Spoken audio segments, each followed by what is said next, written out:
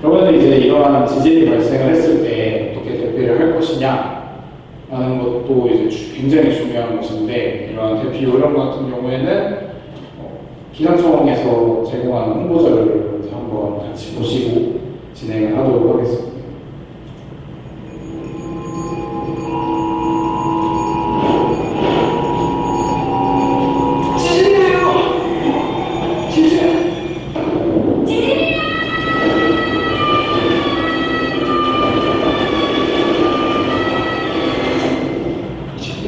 무슨 소리야? 안전한 곳으로 빨리 대피해야지.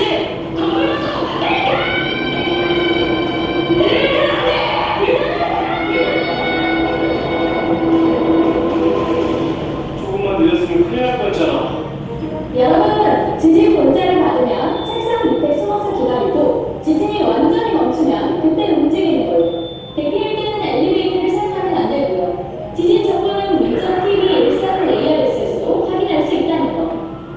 아하! 지진 정보를 빠르게 확인하고 미리 대피 정보를 알아둬야겠네.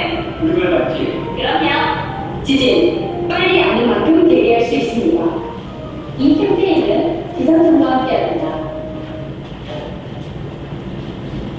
네, 소리가 잘 들리셨을지 모르겠는데 영상 소리가 좀 작다고 해가지고 걱정이 좀 되네요.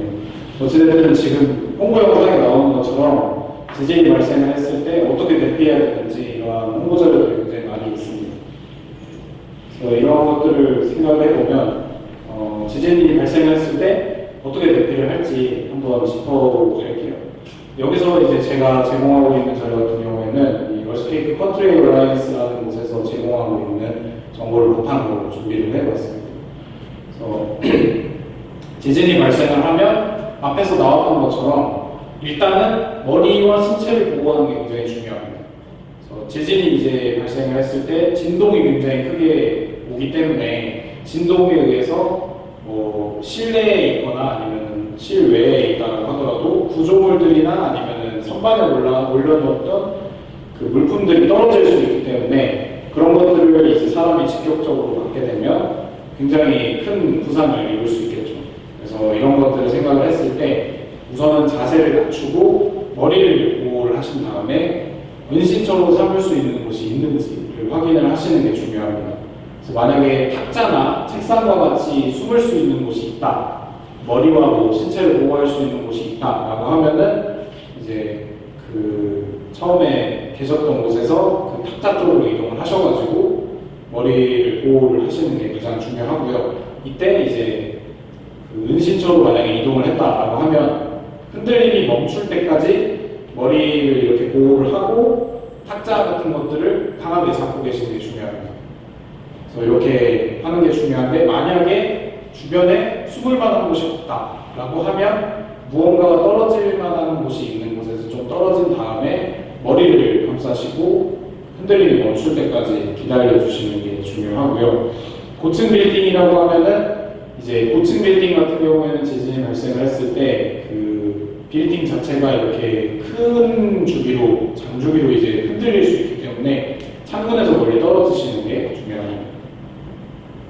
실내에서는 이렇게 하시면 되고, 그리고 이제 진동이 멈췄다라고 판단이 되면은 그때 이제 야외로 이동을 해야 되는데, 야외로 이동하실 때는 엘리베이터 같은 경우에는 전기로 이제 작동을 하기 때문에 지진이 발생을 하면은 이제 전선이 이제 끊어지거나 그런 것들이 발생을 할 수 있어서 엘리베이터만 타시면 안 되고 계단을 이용을 해서 야외로 이제 이동을 해주셔야 됩니다.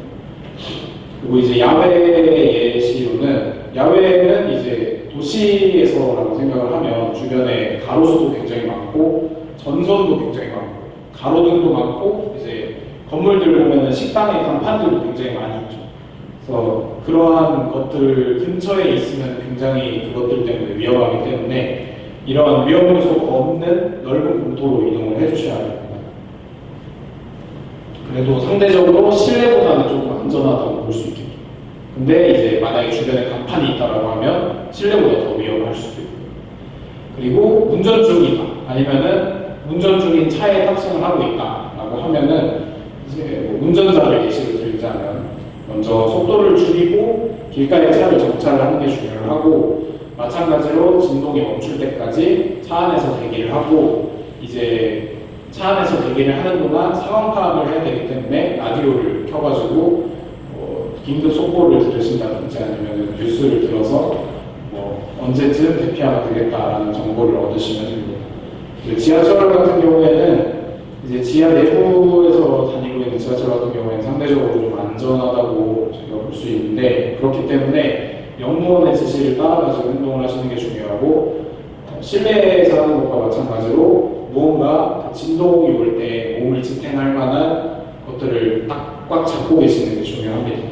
그리고 진동이 생긴다고 해서 문을 무작정 열고 선로로 나가시면 오히려 위험하실 수 있고요. 그리고 해변에서는 이제 지진이 발생을 했을 때 저희가 지진에 의해서 생기는 게 또 지진의 쓰나미라는 현상이 있죠. 그 쓰나미가 올 수도 있기 때문에 만약에 해변에서 진동을 느꼈는데 진동이 수십 초 이상 굉장히 오래 지속이 되었다라고 하면은 지진의 발생할 수 있는 가능성이 있기 때문에 그 내륙 쪽으로 빨리 이동을 한다든지 아니면 높은 곳을 찾아서 이동을 하시는 게 중요하고요.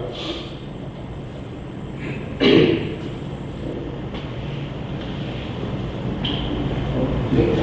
그래서 이렇게 만약에 발생을 하게 되면은 이런 식으로 각각의 지역에서 대처를 하시면 되고 이제 진동이 완전히 멈췄다라고 하면은 건물 안에 있는 사람 같은 경우에는 건물이 첫 번째 진동은 견뎠지만 그 다음에 오는 진동은 견디지 못할 가능성이 높기 때문에 이제 첫 번째 진동이 어느 정도 멈추게 되면 이제 실외로 이동을 하셔서 그 저희 나라의 그 국가의 지진 5배 대피소라는 게 굉장히 많이 공포를 하고 있습니다.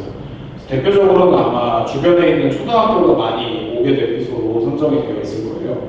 그래서 그런 5개 대피소를 찾아서 이동을 하시면 그 다음부터는 이제 국가에서 뭔가 대응을 해서 해줄 수 있기 때문에 대처가 되지 않을까 싶습니다. 그래서 이러한 이제 지진에 대비를 하는 개인이 어떻게 해야 되는지에 대한 내용을 봤는데 마지막으로는 이제 이러한 지진이라는 재난에 대비하기 위해서 국가 차원에서 어떠한 대응 체계가 만들어져 있는지 소개를 해드리도록 하겠습니다. 마찬가지로 영상 하나 보시고 할게요. 확실하지 않은 정보는 사람들을 혼란에 빠뜨릴 수 있어요. 같은 상황이니까 신속하게 해결해도 나중에 아니면 어떻게 하시겠습니까? 국민의 신뢰를 잃을 수도 있습니다. 여러분, 언제까지 이런 말 있을 겁니까? 지진은 빨리 아는 만큼 피해를 줄 수 있다는 걸 다들 잘 알고 있지 않나요?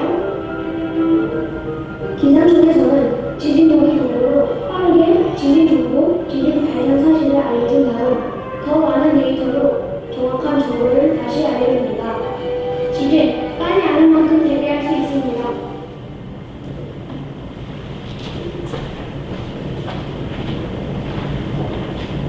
네, 영상에서 보시는 것처럼 지금 영상에서는 지진 조기경보라는 시스템에 대해서 소개를 하고 있는데 이러한 지진 조기경보 같은 경우에는 이제 지진이 발생을 하게 됐을 때 아까 이제 큰 진동이 오기 전에 먼저 조기에 경보를 해가지고 대피할 수 있는 시간을 마련을 하는 게 이 지진 조기경보입니다.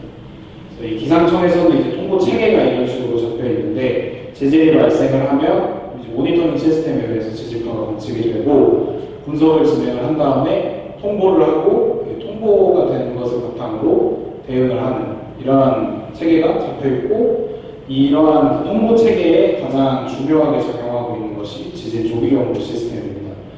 이 지진 조기경보 시스템은 지진파의 특성을 활용을 한 시스템이라고 보시면 되는데 앞서서 이제 지진파의 여러 개의 위상들을 소개를 해드렸는데 P파가 있었고 S파가 있었고 그리고 또 표면파가 있었죠. 근데 이제 상대적으로 큰 진폭을 가지고 움직이는 S파나 아니면 표면파 같은 것들은 P파에 비해서는 굉장히 좀 느린 속도로 전파를 한다고 볼 수 있습니다. 그래서 이러한 점을 활용을 해가지고 상대적으로 빠르게 전파를 하는 P파를 활용을 해서 빠르게 지진을 분석을 한 다음에 정보를 주게 되면 이제 피해를 발생시키는 S파나 표면파가 도달하기 전에 정보를 들은 사람들이 대피를 해서 인명피해를 줄이거나 뭐 피해를 최소화할 수 있다라는 개념에서 시작이 된 게 지진 조기경보 시스템입니다.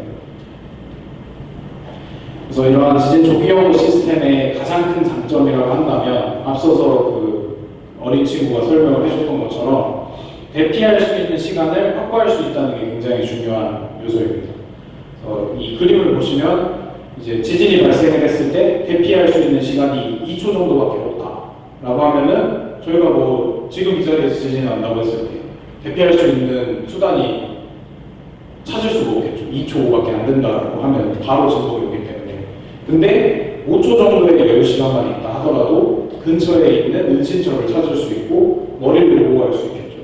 그리고 10초라는 시간이 있다라고 하면은 그 건물의 층수가 낮거나 아니면은 뭐 복도 같은 곳에 있었던 사람이라고 하면 건물 밖으로 탈출할 수 있겠죠.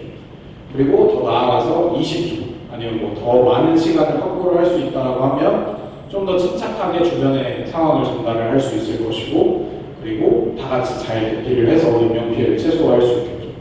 그래서 이런 대피할 수 있는 시간을 최대한 확보하는 게 중요한데, 이러한 지진 조기경보 시스템의 한계점이라고 한다면 결국에는 저희가 지진이 발생한 걸 예측하는 게 아니라 조기에 경보를 해주는 것이기 때문에 이 피파를 가지고 분석을 했을 때 뭐 지금 단계에서는 조금 더 단축이 돼서 7초로 제가 알고 있는데, 뭐 10초 지진이 발생을 한지 10초 만에 지진 조기경보가 발생을 했다라고 예시를 들면, 지금 여기에 나와 있는 것처럼 진앙으로부터 가까이에 있는 위치에서는 경보를 받기 전에 에스파가 도달을 해버려요.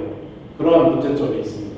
그래서 이 상대적으로 큰 피해를 입는 가까운 곳에서는 이 지진 조기 경보의 효과를 좀 기대하기가 어렵다라는 단점이 있기는 하지만, 이 블라인드 존을 어떻게든 줄여나가는 게 이제 지진 조기 경보의 시스템의 향상에 큰 의미가 있는 거겠지만, 뭐 이러한 것들은 지진이 발생을 하는 걸 예측하지 못한다고 하면은 뭐 불가능한 영역이겠죠, 결국에는.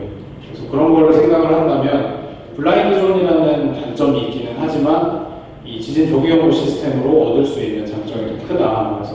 그리고 지진이 발생한 곳이 도심지에 가까이 있지 않고 조금 뭐 산 쪽에 있다거나 아니면은 해안에 있다거나라고 하면은 조기경보로 발령을 해서 도시에 있는 사람들이 충분히 대피를 할 수 있기 때문에 지진 조기경보 시스템이 가진 의미가 굉장히 큽니다.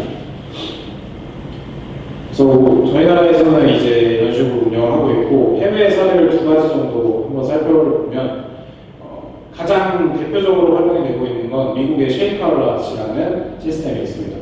이 쉐이크알럿은 서비스를 한 지 굉장히 오래 됐는데요. 그래서 지진이 발생을 했을 때 조기경보를 하는 기본적인 원리는 모두 같습니다. 이제 가장 먼저 도달하는 피파를 활용을 해가지고 이제 진동이 오기 전에, 큰 진동이 오기 전에 조기 경보를 해주게 되는데, 여기 오른편에 나와 있는 것처럼 지진이 발생을 하면 지진의 진동의 그 진동 정도를 이렇게 색깔로 표현을 하고, 그리고 퍼져나가는 걸 이렇게 원으로 이렇게 퍼지는 걸 실시간으로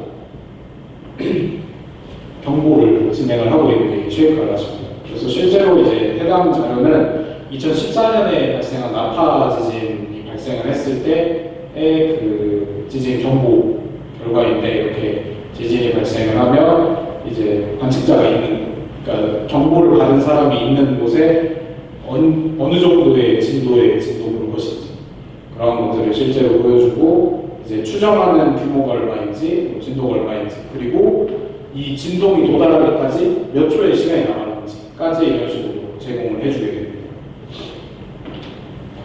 그리고 두 번째로는 대만도 보시면은 그 저희가 환태평양 조산대라고 표현을 하죠. 그래서 구레고리라고 얘기를 하는데, 지진이 많이 발생을 하는 곳 중에 하나가 이 대만입니다.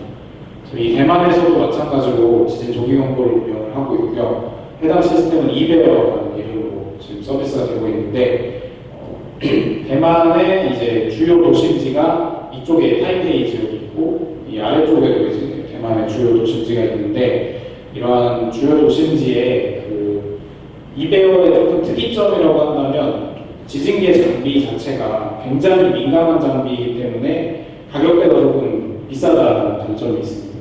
근데 이 이베어라고 하는 대만의 지진 조기용 시스템에서는 여기 그림에 나와 있는 아까 지진계에서도 한번 보여드렸는데 벽에 붙이는 형식의 지진계를 활용을 해서 하고 있는데 이 지진계 센서가 굉장히 저렴을 해가지고 이 대만에서 보시면은 굉장히 많은 관측소를 설치를 해서 운영하는 걸 보실 수 있습니다. 그래서 이러한 그 저가형의 지진계를 학교, 초등학교나 중학교 같은 건물에 이제 벽에 이렇게 설치를 해가지고 많은 관측소를 운영을 하고 있고 지진이 발생을 하게 되면 아까 쉐이칼라스에서 봤던 것처럼 이제 진동이 이렇게 퍼져 나가는 것을 실시간으로 볼 수 있고 에스파가 도달하기 전까지 뭐 시간이 얼마나 남았는지 이런 것들을 제공을 하고 있습니다. 그래서 이제 해외 사례들을 보면은 국내에서 제공하고 있는 정보보다 좀 더 많은 것들이 추가로 그 서비스가 되면은 좋겠죠.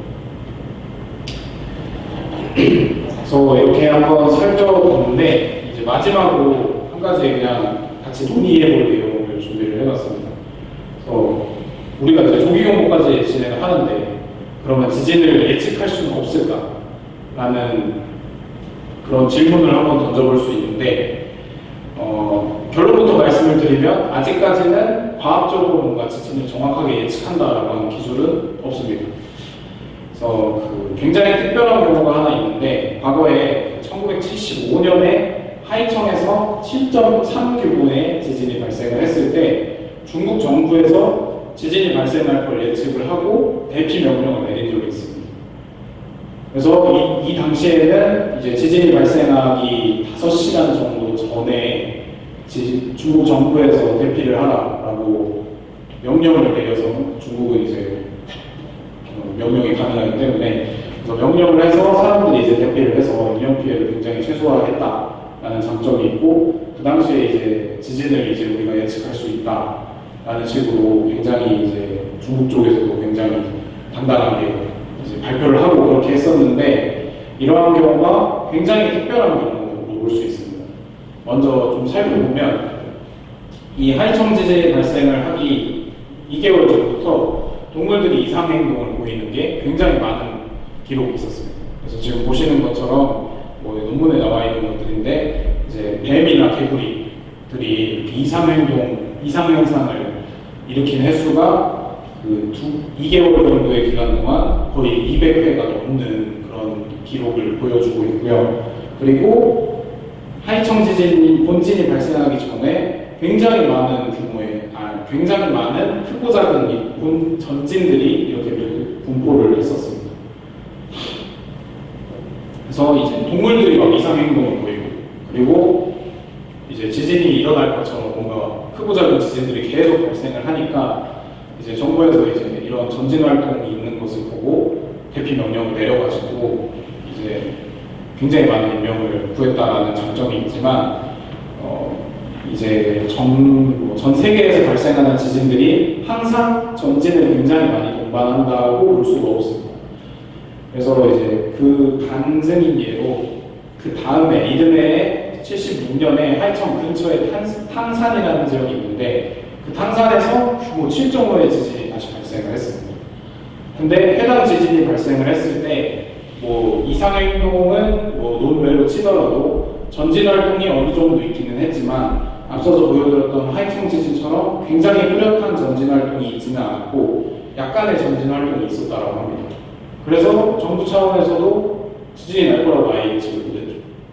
그래서 이 당시에는 대피 명령을 내리지 못해가지고 탕산 지역에 굉장히 큰 인명 피해가 발생을 했다라는 안타까운 사건이 있는데 이러한 두 개의 사건을 보면 저희가 전진이 많이 난다고 해서 큰 지진이 날 거라고 예측하기도 어렵고 전진이 또 없다고 해서 큰 지진이 날 거다라고 예측을 할 수 없는 상황입니다. 그래서 뭔가 이 지진이라는 활동이 발생하는 지역에 따라서 굉장히 다른 특성을 가지고 있고 그리고 이제 같은 지역에서 지진이 발생을 하더라도 뭐 어떤 뭐 올해는 전진이 좀 많이 날 수도 있고 뭐 그 다음에는 전진이 좀 안 날 수도 있고 이런 특성을 가지고 있기 때문에 뭔가 과학적으로 이제 지진을 예측할 수 있는 기술은 현재까지는 아직 발달을 하지 못했습니다.